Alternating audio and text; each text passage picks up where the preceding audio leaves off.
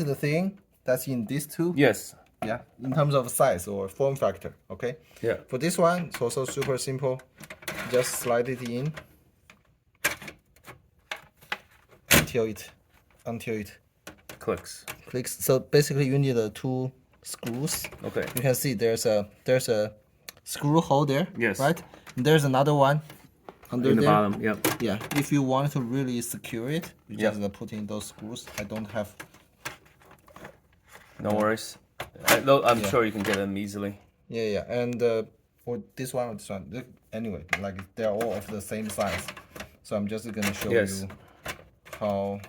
And then with these two cables, one is for power. This one is for power. Yep. Okay. And you plug it in here. They're the same form factor in terms of interface. This is the data. Yeah. Right. And then So they you go plug- for here too. Yeah, Same thing. They go for there too. If you want the other one, it's like exactly the same interface. Yep. Let me see. So this side goes in this side. And that's only one. Yeah. This side goes on this side, right? Nice. Yeah. So basically, depending on